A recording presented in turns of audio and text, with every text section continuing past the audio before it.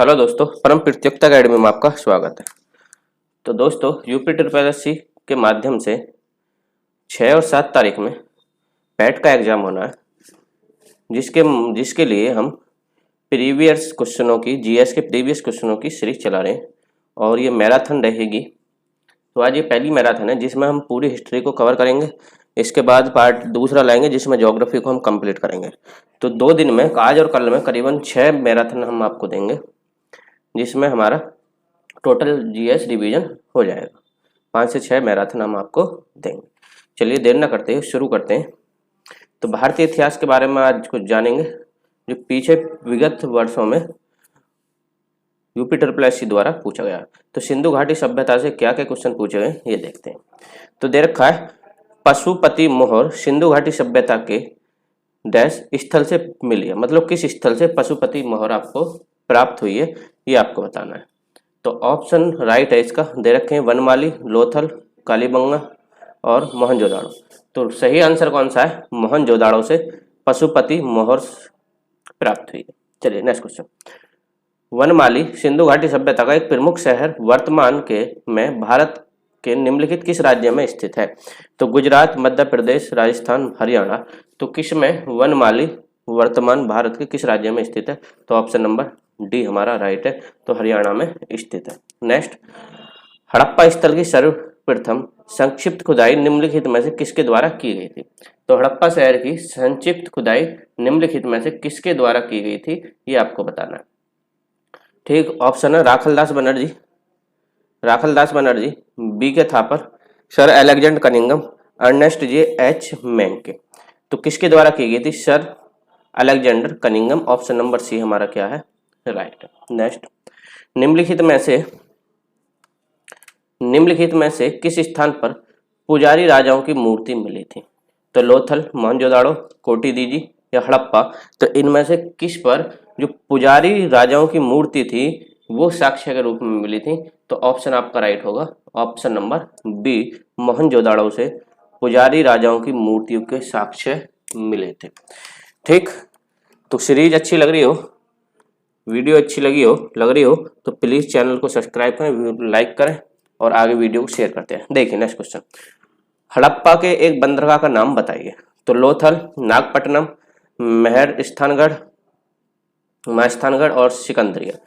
तो हड़प्पा का एक बंदरगाह है, क्या है? लोथल। ठीक, चलते हैं नेक्स्ट सवाल की तरफ। देखिए देखा है, हड़प्पा सभ्यता के दौरान डांसिंग गर्ल नृत्य की, जो डांसिंग गर्ल थी जिसे नृत्य की थी, कि कांस्य प्रतिमा बनाने के लिए किस तकनीक का उपयोग किया गया था? आपको बताना है। जो डांसिंग गर्ल थी, कांस्य की डांसिंग गर्ल थी, उसे बनाने के लिए किस तकनीकी का प्रयोग किया गया था ये बताना। पत्थर की नकाशी, हाथी दांत नकाशी, लकड़ी की नकाशी या मोम लोपी ढलाई कास्टिंग। जो मोमलोपी ढलाई कास्टिंग या हाथी दांत की नकाशी था, या लकड़ी का फ्रेम था, या पत्थर का, मतलब एक डाई बनाई जाती है, फ्रेम बनाया जाता है जिसमें उसको कांसे को पिघलाकर डाला जाता है। तो ऑप्शन राइट होगा इसका, ऑप्शन बी डी, मोमलोपित ढलाई द्वारा। ठीक, इस्पात की डांसिंग गर्ल को बनाया गया। नेक्स्ट क्वेश्चन, हड़प्पा काल में इनमें से कौन सा नगर 3 भागों में विभाजित था? तो लोथल, मोहनजोदाड़ो, कालीबंगा और धोलीवीरा। तो 3 भागों में विभाजित कौन सा शहर था? धोलीवीरा, ये 3 भागों में विभाजित था। गुजरात कच्छ में पड़ता है। 3 भाग कौन कौन से? फर्स्ट, पहले को किला, दूसरा मध्यनगर, ठीक, और जो तीसरा क्या था? निचला नगर। ठीक, इन 3 भागों में ये विभाजित था। धोलावीरा इन 3 भागों में विभाजित था। चलिए नेक्स्ट क्वेश्चन देखेंगे। देखिए, हड़प्पा संस्कृति की मोहर और टेराकोटा कला पर निम्नलिखित में से किस जानवर को दर्शाया नहीं गया? तो हड़प्पा संस्कृति की जो मोहर है और टेराकोटा कला है, निम्नलिखित में से उस पर किस जानवर को नहीं दर्शाया गया? तो ऑप्शन है बाघ, गाय, गेंडा या हाथी। तो बाघ को दर्शाया गया, गेंडा को भी दर्शाया गया और हाथी को भी दर्शाया गया। वो पूछ रहा है नहीं, तो नहीं किसको नहीं दर्शाया गया? गाय को। गाय इसके अकॉर्डिंग राइट आंसर होगा। अब दर्शाया और किसको नहीं गया, एक जंगली भैंसा को नहीं दर्शाया गया, ठीक, और बकरा, और एक सींग वाले गैंडे को ही बोल सकते हो, गैंडा तो है और एक सींग वाला गैंडा। तो ये 3 जानवर और हैं, बाघ, गैंडा, हाथी, जंगली भैंसा, बकरा और एक सींग वाला गैंडा, इन सबको दर्शाया गया। लेकिन दर्शाया किसको नहीं गया, गाय को। आगे दे रखा है मोहनजोदाड़ो शब्द का अर्थ क्या है। मोहनजोदड़ो शब्द का अर्थ क्या है, आपको बताना। तो मोहनजोदड़ो शब्द का अर्थ क्या है बताइए। तो यहाँ पर ऑप्शन है पसंदीदा शहर, माउंट ऑफ द डेड, रहने का जगह, या एक बाजार क्षेत्र। मोहनजोदड़ो अगर आपने हिस्ट्री थोड़ा सा ही पढ़ी होगी, सभ्यता थोड़ी सी पढ़ी होगी, तो उसमें मृतकों का टोइला का जिक्र होता है, मृतकों का टीला, तो मतलब माउंट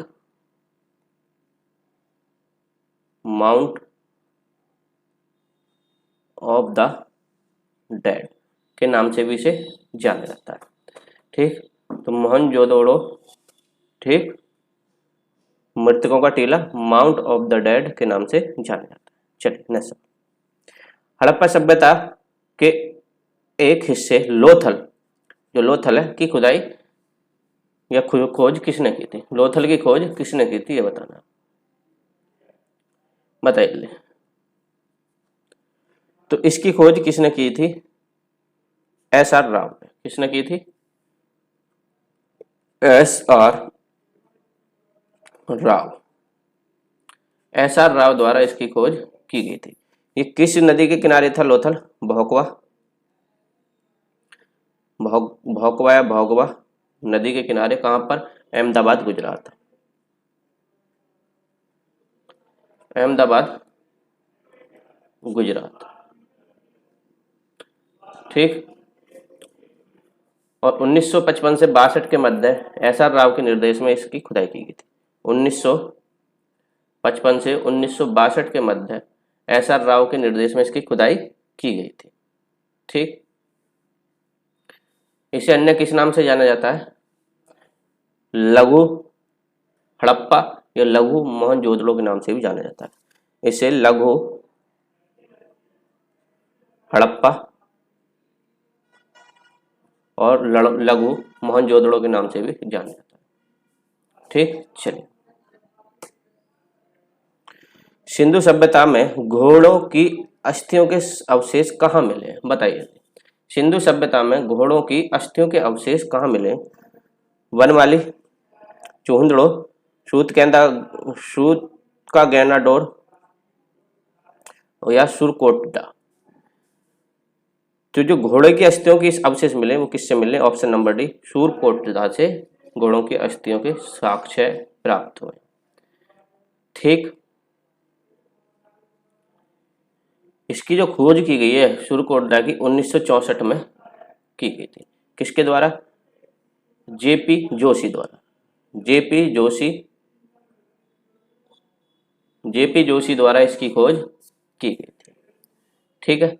तो सुरकोटडा 1964 में खोजा गया, जेपी जोशी द्वारा खोजा गया। यहाँ से घोड़े की अस्थियों के अवशेष मिले हैं, ठीक। ये गुजरात के कच्छ जिले में पड़ता है, किस में पड़ता है, गुजरात के कच्छ जिले में ये पड़ता है, ठीक। चलिए नेक्स्ट सवाल देखा, निम्नलिखित में से कौन सा सिंधु घाटी की सभ्यता से संबंधित स्थल नहीं, कालीबंगन, रोपड़, पाटलिपुत्र या लोथल। तो कालीबंगन तो सिंधु घाटी सभ्यता का ही शहर है, और रोपड़ भी और लोथल भी, तो है क्या नहीं, पाटलिपुत्र। तो पाटलिपुत्र जो बसाया था वो हर्यक वंश के राजा उद्यन, हर्यक वंश के राजा उद्यन द्वारा गंगा व सोन नदी के संगम तट पर बसाया गया। किस पर, गंगा और सोन नदी के संगम तट पर राजा उद्यन द्वारा, हर्यक वंश के राजा उद्यन द्वारा इसको बसाया गया। ठीक, तो ये सिंधु घाटी सभ्यता संबंधित नहीं है, बाकी सब संबंधित है। नेक्स्ट क्वेश्चन करिए। 6ठी से 14वीं शताब्दी तक निम्नलिखित में से कौन सा सबसे शक्तिशाली महाजनपद था? 6ठी से 14वीं शताब्दी तक निम्नलिखित में से कौन सा सबसे शक्तिशाली महाजनपद था? अंग, मगध, वैशाली या वज्जी? तो राइट आंसर है मगध। तो उस टाइम मगध सबसे शक्तिशाली शहर था। और महाजनपदों की बात करें तो उस टाइम महाजनपद कितने थे? 16 महाजनपद हुआ करते थे। ठीक, उस टाइम 16 महाजनपद हुआ करते।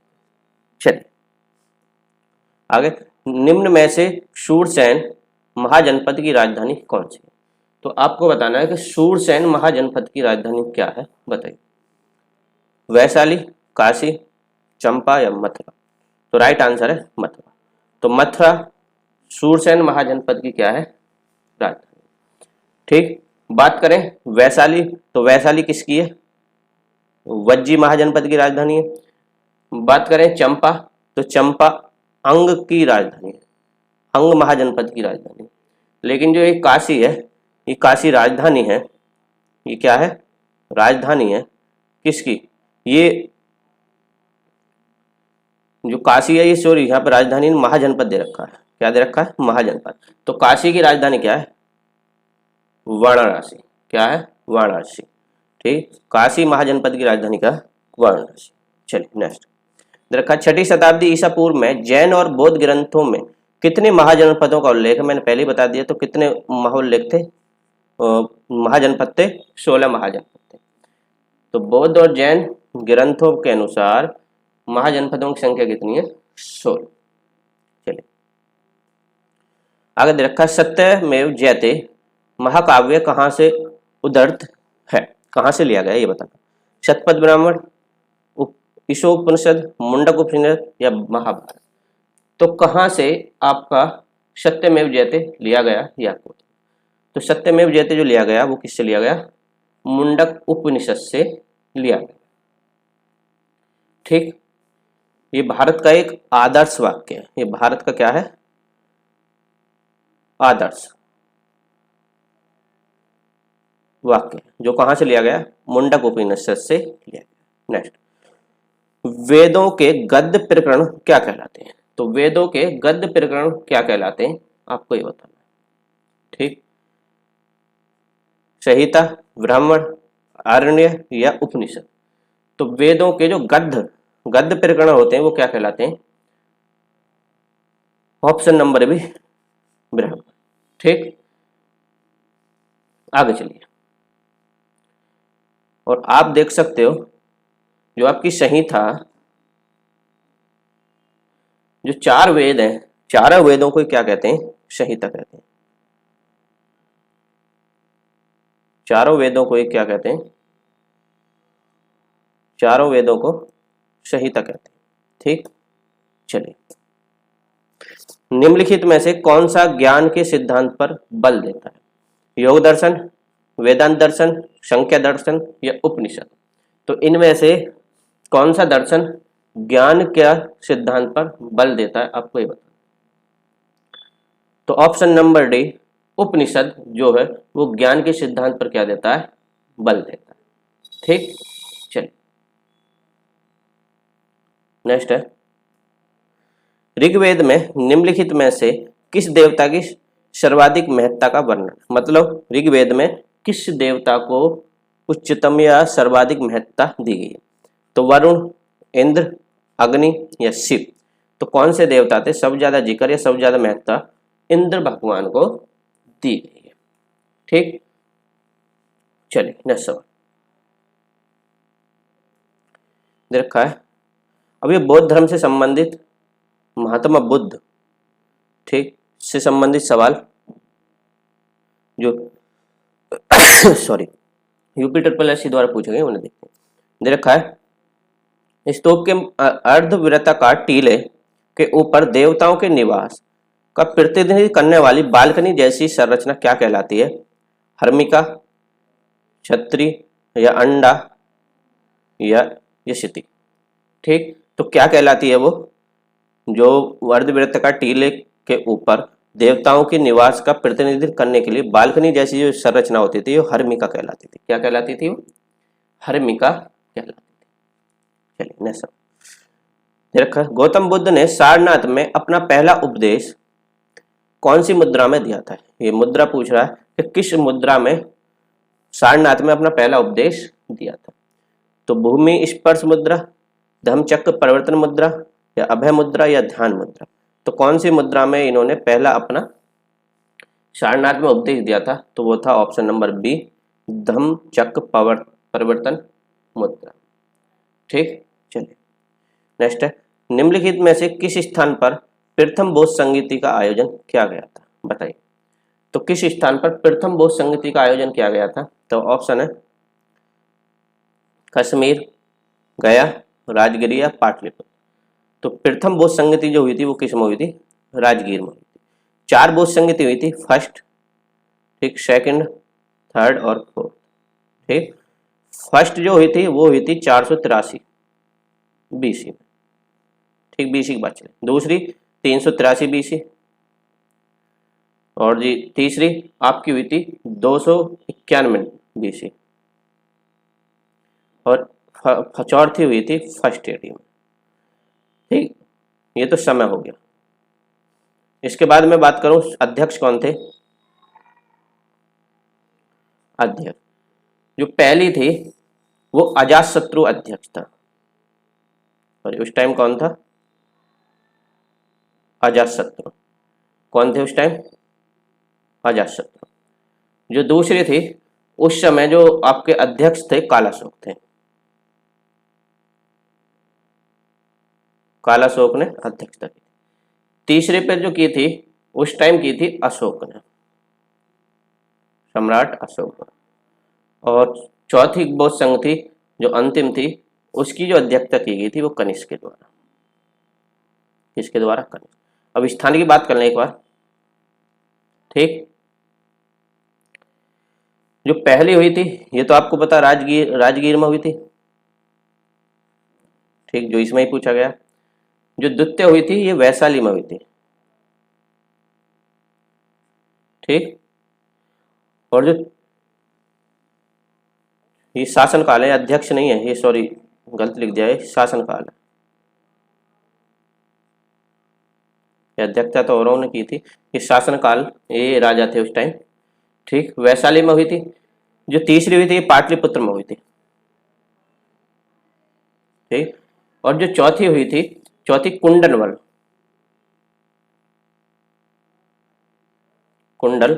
वन, जो वर्तमान में कश्मीर बोल देते हो। क्या बोल देते हो? कश्मीर,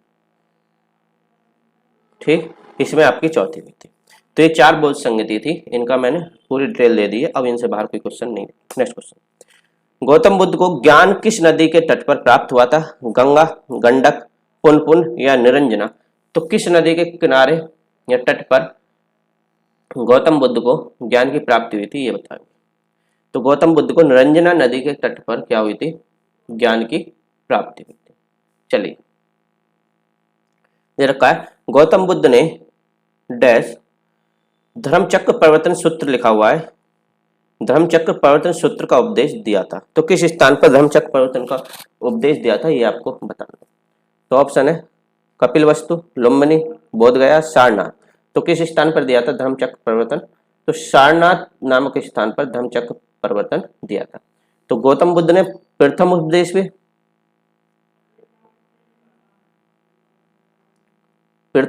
कहाँ दिया था? सारनाथ में। और किस पर दिया था?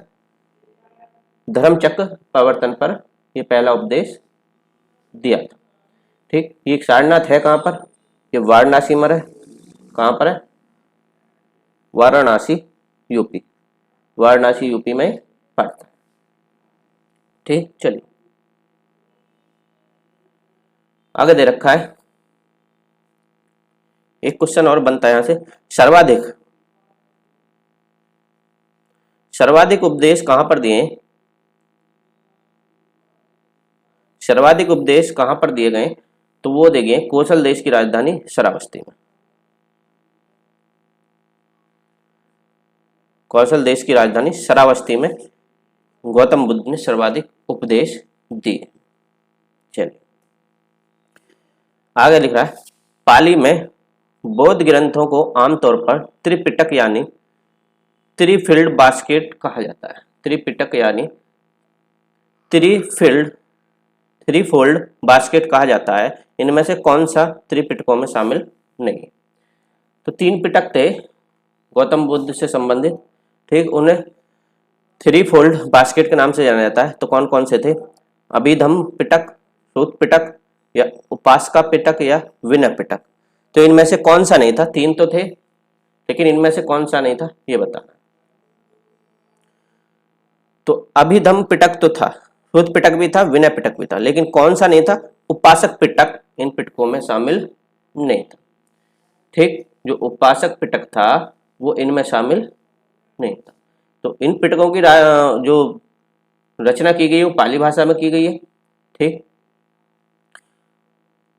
तो जो श्रुत पिटक है, श्रुत पिटक बुद्ध के प्रवचन से संबंधित है।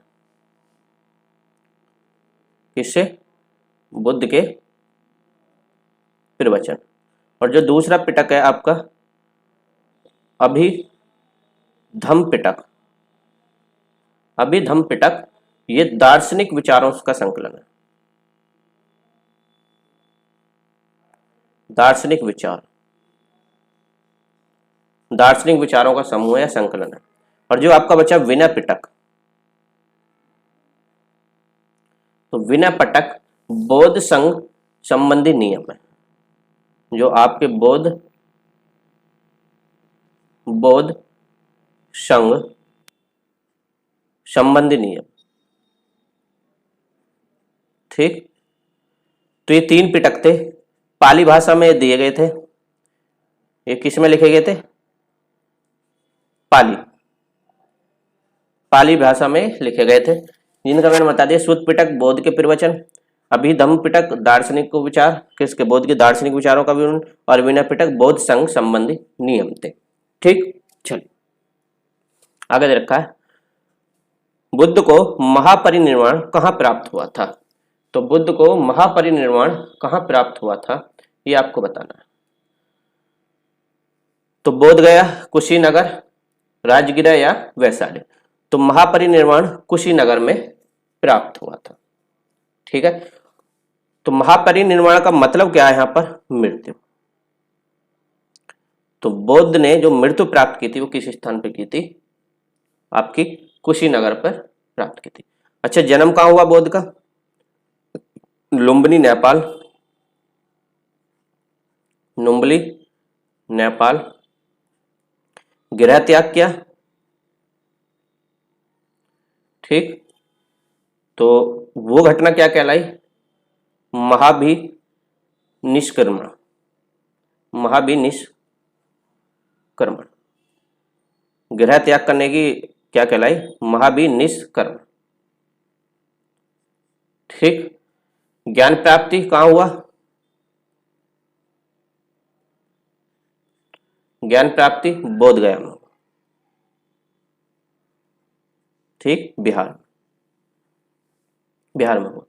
और मृत्यु मैंने बता दिया है कि मृत्यु घटना क्या कहलाती है? महापरिनिर्वाण, जो आपकी कहाँ प्राप्त हुई थी? कुशीनगर में मृत्यु प्राप्त हुई थी। जो गृह त्याग था वो राजगीर। ठीक, चलिए नेक्स्ट, किस स्मारक से गौतम बुद्ध ने दुनिया के लिए बौद्ध धर्म के अपने दिव्य ज्ञान का प्रचार किया था? तो किस स्मारक का प्रयोग किया था दुनिया के लिए बौद्ध धर्म के अपने दिव्य ज्ञान प्रचार के लिए? तो ऑप्शन है हुमायूं का मकबरा, महाबौद्ध मंदिर समूह, या कुतुब मीनार, या लाल किला परिसर।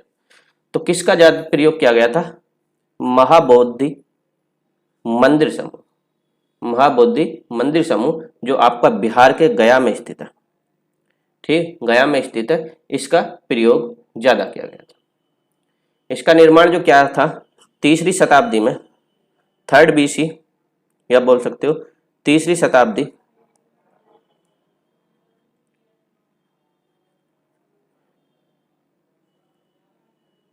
3rd शताब्दी में अशोक द्वारा किया गया था। इस मंदिर का निर्माण अशोक द्वारा 3rd शताब्दी में कराया गया। चलिए आगे दे रखा है, बोध गया एक महत्वपूर्ण बौद्ध तीर्थ क्यों केंद्र क्यों है? तो पहला है क्योंकि गौतम बुद्ध यहाँ पैदा हुए थे। दूसरा, गौतम बुद्ध ने यहाँ ज्ञान प्राप्त किया था। तीसरा है क्योंकि गौतम बुद्ध ने ज्ञान प्राप्त करने के बाद यहाँ पहला उपदेश दिया था। थर्ड है क्योंकि गौतम बुद्ध ने यहाँ निवारण प्राप्त किया था। ये महापरिनिर्वाण है। तो महापरिनिर्वाण अभी बताया था मैंने, कुशीनगर में किया था।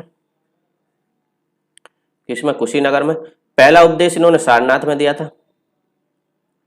ठीक, और पैदा कहाँ हुए थे? लुम्बिनी में हुए थे। तो इन्होंने जो ज्ञान प्राप्त की थी, तो क्योंकि गौतम बुद्ध ने यहां ज्ञान प्राप्त किया था, तो कहां पर किया था?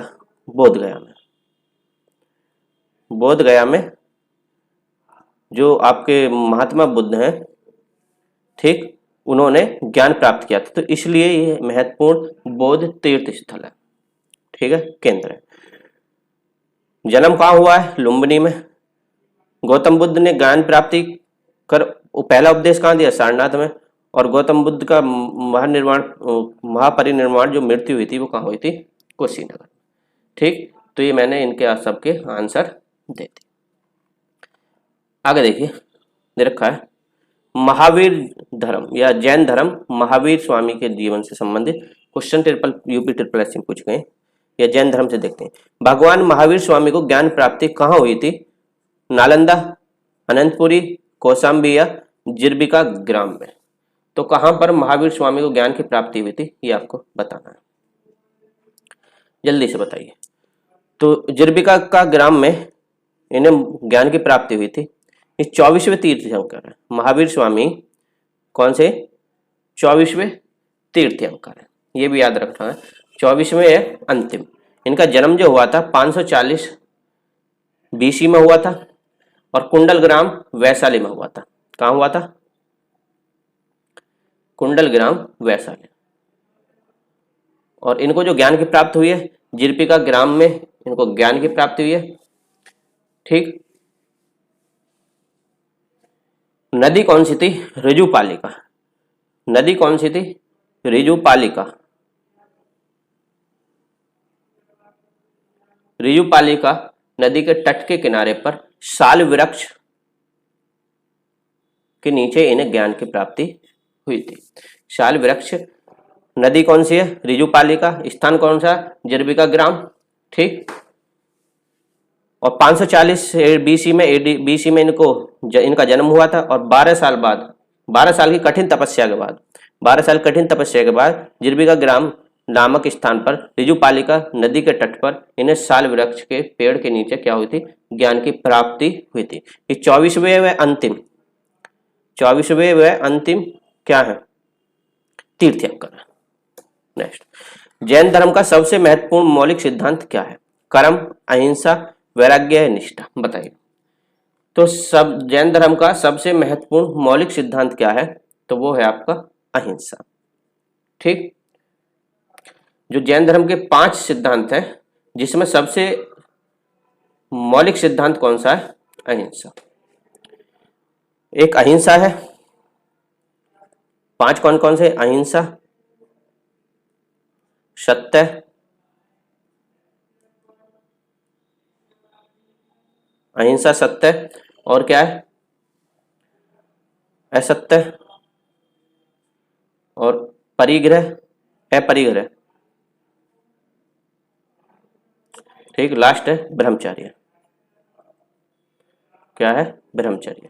ठीक, अहिंसा का मतलब क्या है? जीवन को चोट न पहुंचाना, सॉरी, जीव को चोट नहीं पहुंचाना, किसी भी जीव को चोट नहीं पहुंचाना। ठीक, सत्य का झूठ नहीं बोलना, न बोलना। असत्य का चोरी नहीं करना। असत्य का यहाँ पे असत्य नहीं है, इसका मतलब है चोरी नहीं करना। ठीक, अपरिग्रह का मतलब क्या है? संपत्ति का संचय न करना। मतलब संपत्ति का संचय नहीं करना, संपत्ति इकट्ठी नहीं करना।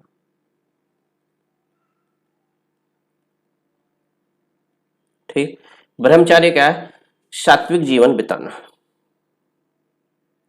सात्विक जीवन, सात्विक जीवन वो होता है जो लहसुन प्याज आदि या आपका जो नॉनवेज होता है उन सभी का क्या करते हैं, बचाव करते हैं, इन्हें नहीं खाते, तो सात्विक जीवन होता है भाई। आगे दे रखा है मनुष्य जीवन का सर्वोत्तम ध्येय कैवल्य, जिसका क्या अर्थ है? जो कैवल्य है इसका अर्थ क्या है ये बताएं। दूसरों को शिक्षा देना, दूसरों का अनुसरण करना, इच्छाओं पर विजय प्राप्त करना या दूसरों की सेवा करना। कैवल्य का अर्थ क्या है आपको ये बताना। तो कैवल्य का अर्थ है इच्छाओं पर विजय प्राप्त करना। कैवल्य का अर्थ है इच्छाओं पर विजय प्राप्त करना। चलिए, पहले जैन त्रियंत्रकर कौन थे? पहले जैन त्रियंत्रकर कौन थे? महावीर, ऋषभ या पार्श्वनाथ या पद्म ब्राह्मण। तो पहले जैन त्रियंत्रकर कौन थे? तो वो थे ऋषभदेव। कौन थे? ऋषभदेव। और महावीर स्वामी, जो महावीर स्वामी है वो 24 है। तो अब तक जैन धर्म में कितने हुए? 24 त्रियंत्रकर हुए। दूसरे थे अजितनाथ। दूसरे कौन थे? अजितनाथ थे। ठीक। और जो 22वें थे, ठीक, वो अरिस्टिनेमी थे। ये पूछे भी जाते हैं। 22 में कौन थे? अरिस्टिनेमी। और 23 में थे पार्श्वनाथ। और 24 में आपके महावीर जैन। तो ये तीर्थंकर। कुल कितने हुए? 24 तीर्थंकर हुए।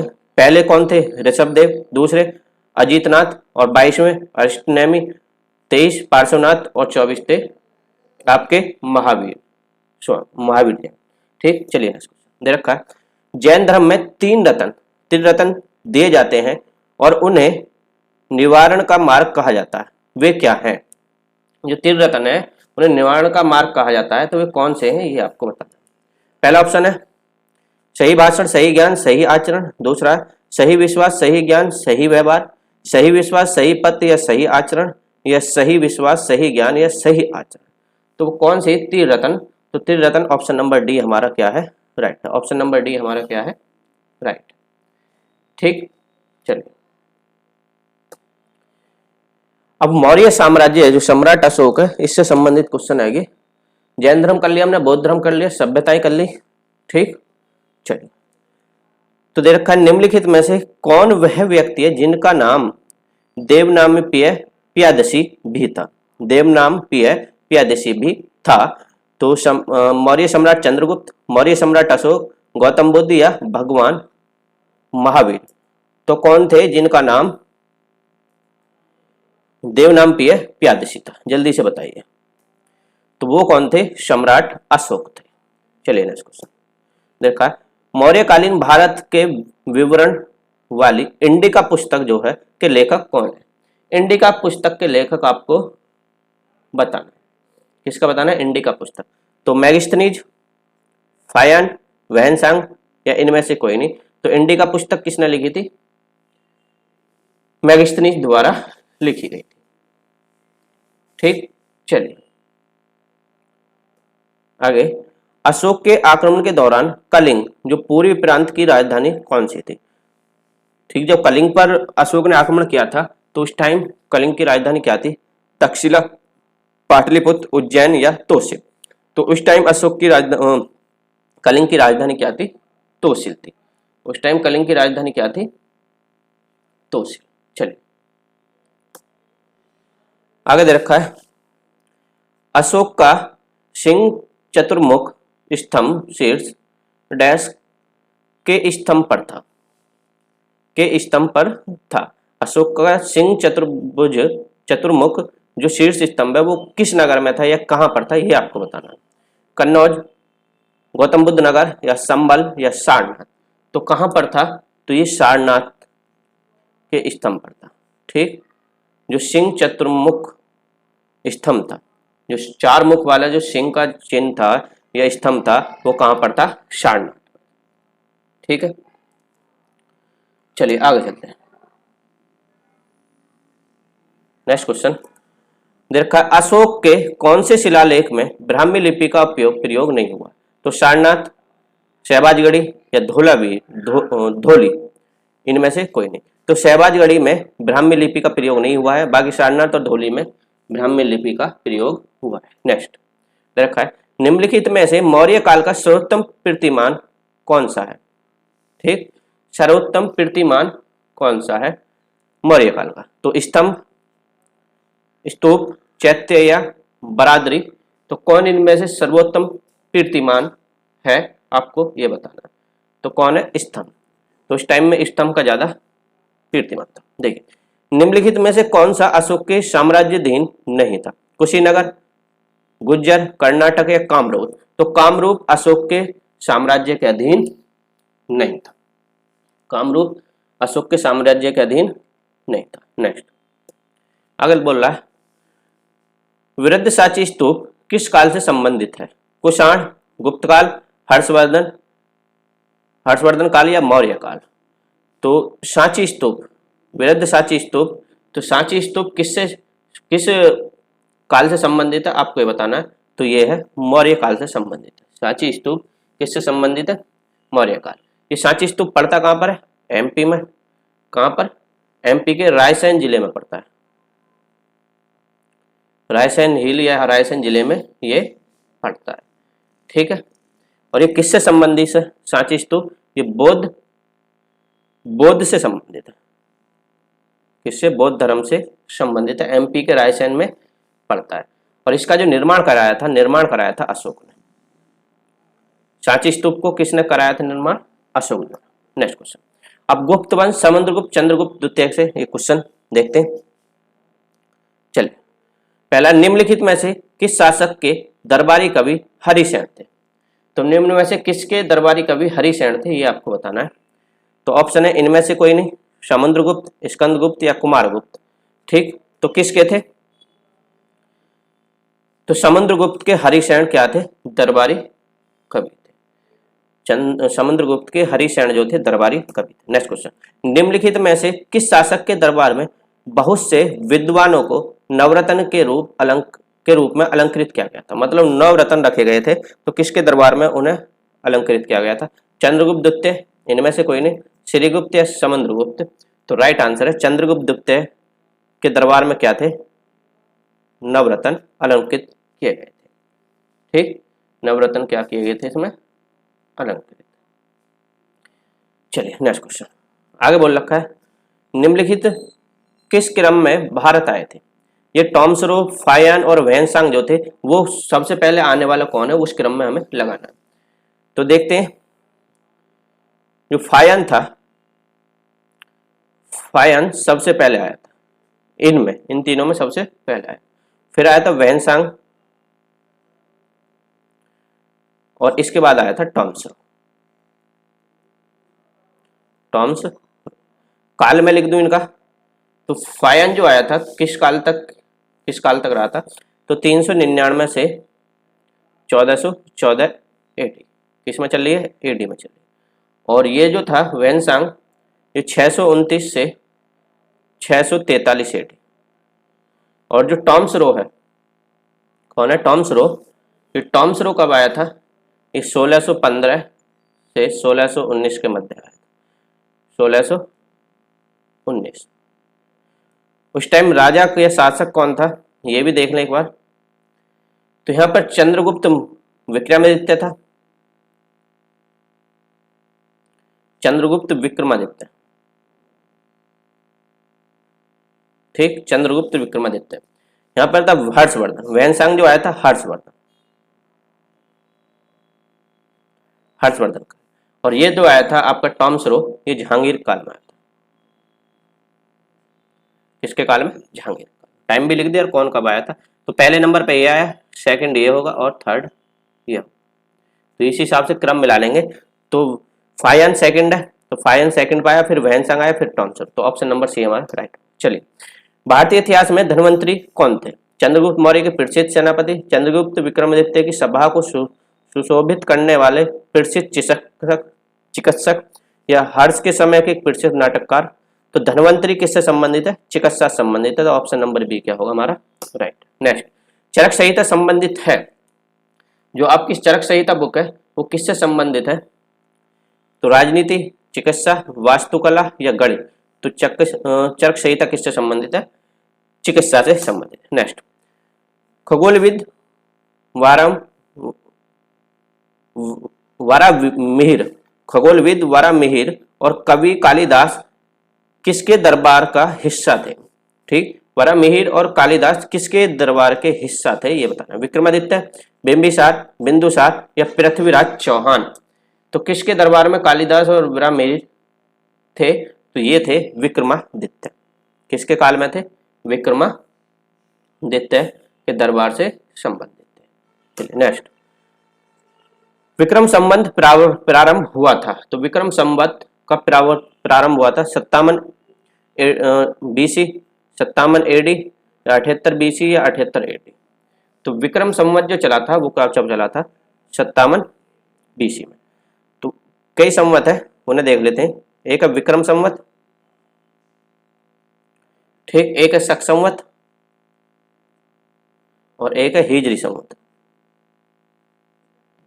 ठीक, इनका प्रारंभ काल क्या है? ये चल रहा था 57 BC, जिसे ईसा पूर्व बोलते थे। क्या बोलते थे? ईसा पूर्व। ठीक, और ये चला था आपका 78 AD, जिसे ईसवी बोल देते हैं। क्या बोल देते हैं? ईसवी। और जो हिजरी संवत चला था ये चला था 622 ईसवी या AD को। चलाने वाले कौन थे? ये विक्रमादित्य, ये विक्रमादित्य ने चलाया था। ये कनेक्शन है और ये चलाया था जो इस्लाम धर्म के संस्थापक पैगंबर मोहम्मद साहब ने। ये किसने चलाया था? पैगंबर मोहम्मद साहब। ये 3 संवत है, विक्रम संवत, शक संवत, हिजरी संवत। विक्रम 57 BC, शक 78 AD और हिजरी 622 AD। ठीक, चलिए अब हर्षवर्धन से क्वेश्चन, नेक्स्ट टॉपिक हमारा हर्षवर्धन से क्या क्या क्वेश्चन पूछेंगे, 2-3 क्वेश्चन पूछेंगे। ठीक, क्रमवार हम देख रहे हैं, ऐसी ऐसे हिस्ट्री में पढ़ते जाते हैं। हर्षवर्धन के शासनकाल के दौरान निम्नलिखित में से कौन सी नई राजधानी थी जो थानेश्वर से स्थानांतरित हुई थी? मतलब जो थानेश्वर से अलग हुई थी या स्थानांतरित हुई थी, यहां से बदली थी, तो वो कौन सी नई राजधानी है ये बताना। तो ऑप्शन है कुरुक्षेत्र, मगध, पाटलिपुत्र या कन्नौज? तो राइट आंसर होगा हमारा कन्नौज थी। तो थानेसर से राजधानी कन्नौज स्थानांतरित की गई थी। ठीक, तो कौन सी थी? कन्नौज। नेक्स्ट दे रखा है हर्षवर्धन के 5 इंडीज, हर्षवर्धन के 5 इंडीज को अपने नियंत्रण के लिए इनमें से कौन सा 5 इंडीज था? ठीक, हर्षवर्धन ने अपने नियंत्रण के लिए 5 इंडीज समूह रखा था। तो वो 5 इंडीज कौन कौन थे ये बताना है। ये शहर है पंजाब, कन्नौज, बंगाल, बिहार या जयपुर? दूसरा ऑप्शन है पंजाब, कन्नौज, बंगाल, बिहार, जयपुर की जगह क्या है? उड़ीसा। तीसरा पंजाब, कन्नौज, बंगाल, उत्तर प्रदेश या उड़ीसा?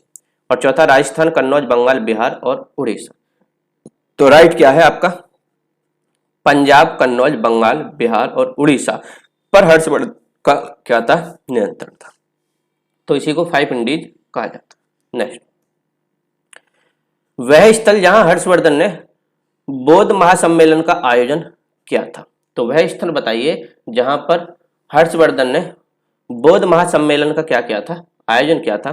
तो काशी, प्रयाग, अयोध्या, सारनाथ? तो राइट आंसर है प्रयागराज में महाबौद्ध सम्मेलन किया गया था। ठीक, जो प्रति 5 वर्ष पर किया जाता था। किस पर? प्रति 5 वर्ष पर किया जाता था। ठीक, आगे नेक्स्ट, कन्नौज से पूर्व हर्षवर्धन कहां का शासक था? तो कन्नौज से पहले हर्षवर्धन कहां का शासक था? कौशाम्बी, कुशीनगर, श्रावस्ती या थानेश्वर? तो कहां था? कहां के शासक थे? थानेश्वर। थानेश्वर से ही कहां ले गए थे? कन्नौज को ले गए थे राजधानी। ठीक, चलिए अब नेक्स्ट है राजपूत काल। इससे हर्षवर्धन के बाद हिस्ट्री में आता है राजपूत काल। राजपूत काल में हम देखते हैं क्या क्या क्वेश्चन बनते हैं। चलिए,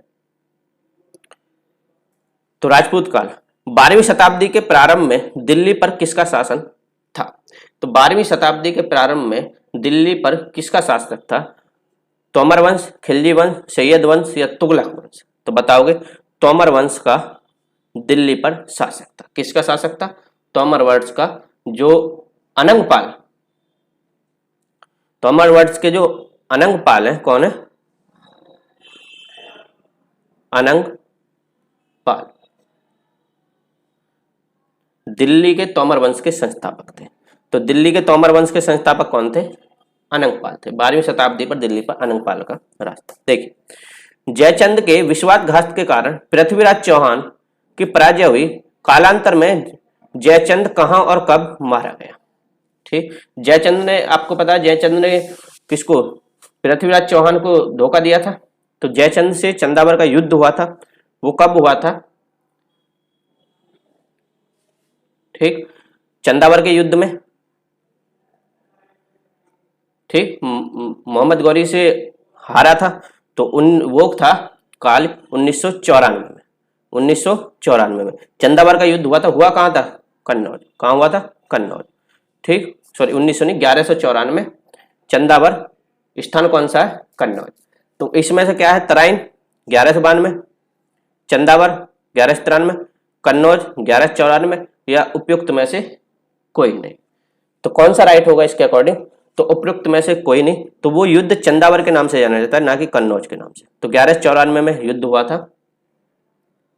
ठीक, ये कन्नौज के राजा थे और चंदावर पे क्या होता है? युद्ध। मोहम्मद गौरी ने इन्हें हराया था और इन्हें मार दिया था। नेक्स्ट, देर आ गए। निम्न में से कौन सा वंश ने भारत के दक्षिण भाग पर शासन नहीं किया? तो किसने दक्षिण भारत पर शासन नहीं किया? चेर, पांड्य, राजपूत या चोल? तो चेर, पांड्य, राजपूत, चोल। तो इनमें से किसने दक्षिण भारत पर राज नहीं किया? तो ऑप्शन नंबर सी। तो राजपूत जो थे वो उत्तर भारत पे ही राज करते थे, वो दक्षिण भारत में राज के लिए नहीं गए थे। नेक्स्ट, संतलत काल। अब हमारा नेक्स्ट टॉपिक है संतलत, जो बहुत ही बड़ा टॉपिक होगा। संतलत काल में क्या देखेंगे?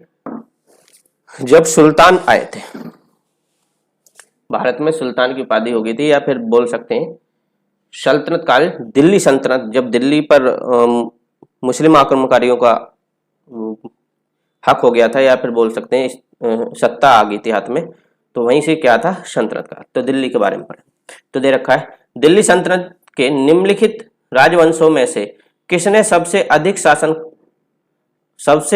अधिक अवधि तक शासन किया था? सॉरी, सबसे कम अवधि तक शासन किया था, ये बताना। सबसे कम किसने किया था, आपको ये बताना है। तो दिल्ली पर सबसे कम शासन करने वाले कौन थे? खिलजी थे। सबसे कम अवधि तक शासन किसने किया था? खिलजी वंश ने। और खिलजी वंश कितने तक मिलता है? 1290 से 1320 तक, ये एडी में बात चल रही है, तक खिलजी वंश का दिल्ली सल्तनत पर शासन रहा था। चलिए नेक्स्ट,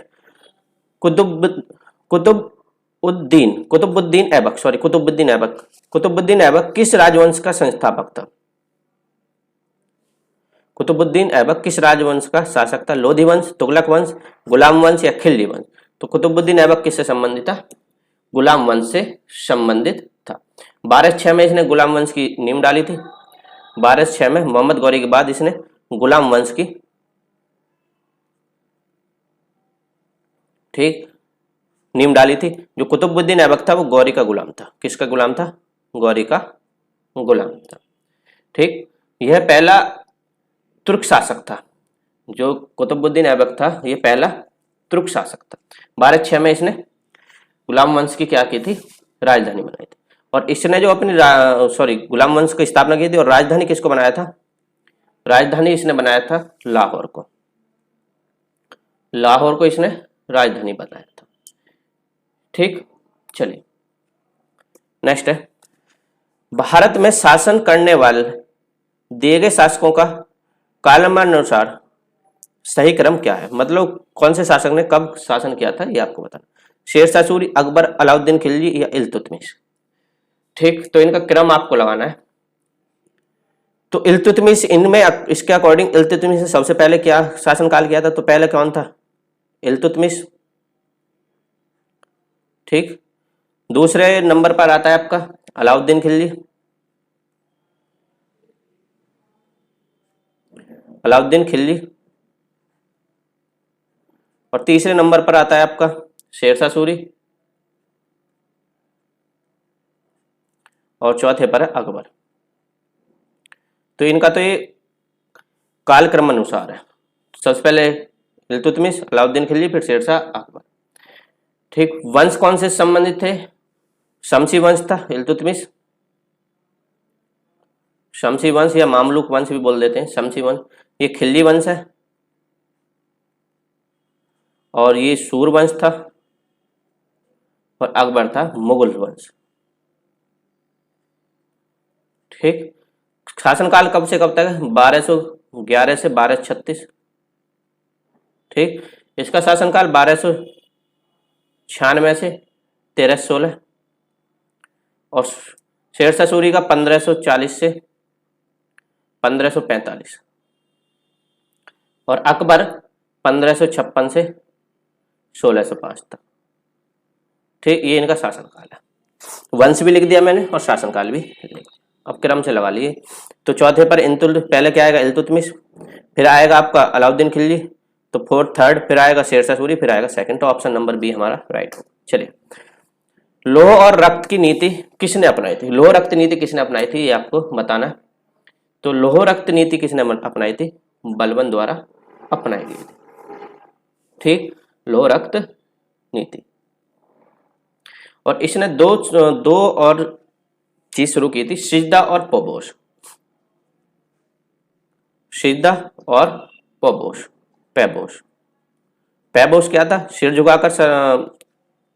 झुकाकर सलाम करना। ठीक, और पैबोश तो पैरों को चूमना। ये किसने किए थे? बलबन ने शुरू किए थे, और बलबन ने ही नवरोज उत्सव को शुरू किया था। नवरोज जो उत्सव है, इसको भी किसने शुरू किया था? बलबन द्वारा ही शुरू किया गया था। चलिए आगे, भारत पर तैमूर ने किस वर्ष आक्रमण किया था? भारत पर तैमूर ने किस वर्ष आक्रमण किया था? तो 1294, 1417, 1213 या 1398? बताइए। तो 1398 में भारत पर तैमूर ने आक्रमण किया था। तो इस टाइम तुगलक वंश भारत पर था, तुगलक वंश भारत पर शासन कर रहा था, और उसका अंतिम शासक था नासिरुद्दीन महमूद। नासिरुद्दीन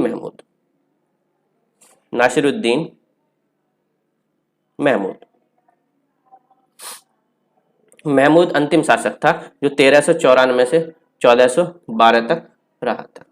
ठीक, तो तैमूर मंगोलों ने आक्रमण किया था। मंगोल आक्रमणकारी जो तैमूर है, उसने भारत पर इस टाइम क्या किया था? 1398 में आक्रमण किया था तैमूर। नेक्स्ट क्वेश्चन दे रखा है, किस शासक ने भारत में तुगलक वंश की नींव रखी थी? तो फिरोज शाह तुगलक, गयासुद्दीन तुगलक, अलाउद्दीन सिकंदर शाह या महमूद बिन तुगलक? तो किस शासक ने नींव रखी थी? गयासुद्दीन तुगलक ने भारत में तुगलक वंश की नींव रखी थी। ठीक, चलिए नेक्स्ट क्वेश्चन देखा, दिल्ली में अलाउद्दीन खिलजी के शासनकाल की अवधि क्या थी? तो अलाउद्दीन खिलजी कब से कब तक रहा था ये बताइए। तो अलाउद्दीन खिलजी जो 1296 से 1316 तक शासनकाल पर रहा था। ठीक, चलिए अब इसके कुछ प्रमुख अभियान है, विजय अभियान है। तो एक बात करेंगे, कौन कौन से विजय अभियान है? गुजरात का अभियान, दूसरा जैसलमेर विजय अभियान, तीसरा रणथंबोर,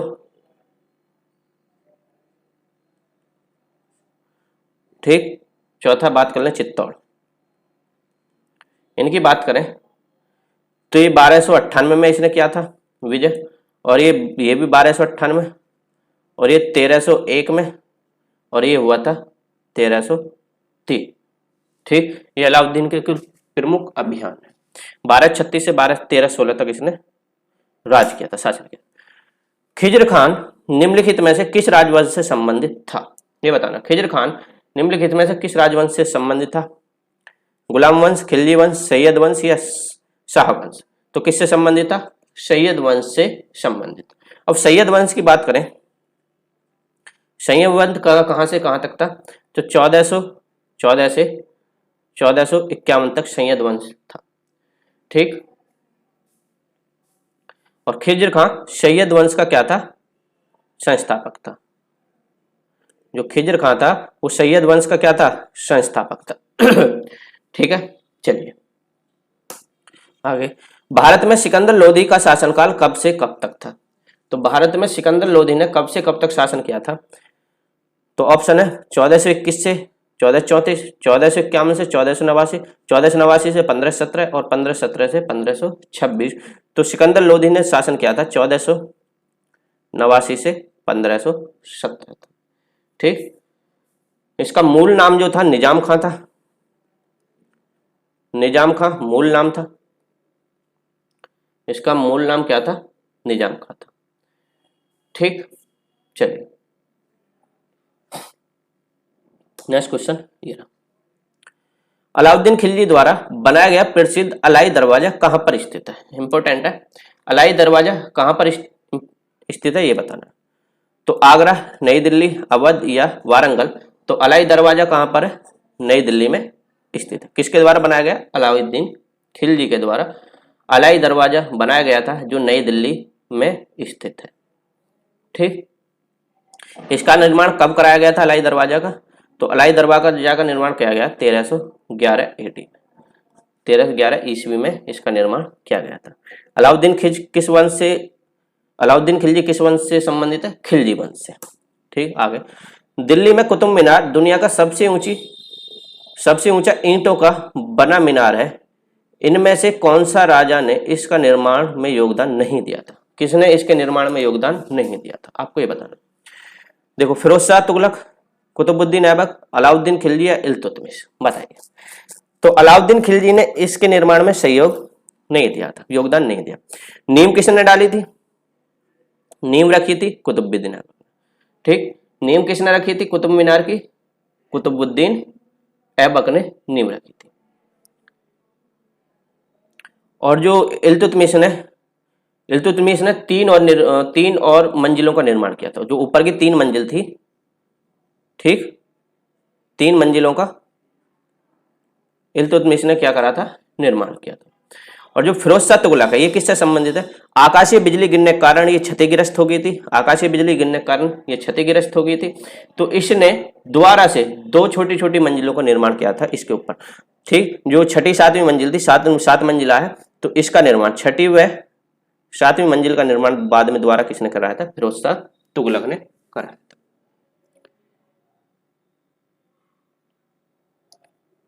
चलिए नेक्स्ट क्वेश्चन दे रखा है, तारीखे फिरोज शाही के लेखक कौन है? तारीखे फिरोज शाही के लेखक कौन है आपको बताना। तो ऑप्शन नंबर ए जियाउद्दीन बर्नी, हसन निजामी या इसामी या इब्न बतूता। तो तारीखे फिरोज शाही के लेखक कौन है? जियाउद्दीन बर्नी या बर्नी इसके लेखक हैं, ये याद रखना। तो ये था हमारा, ये हमारा कहां तक था? आपका जो दिल्ली सल्तनत है वो, इसको हमने इसमें क्या करा है? कवर किया है। बाकी हम अगली वीडियो में देखेंगे, यहां से हम मुगल साम्राज्य को कंटिन्यू करेंगे। तो अगर वीडियो अच्छी लगी हो तो लाइक करें और चैनल को सब्सक्राइब करें और वीडियो को ज़्यादा से ज़्यादा शेयर करें। थैंक यू, धन्यवाद।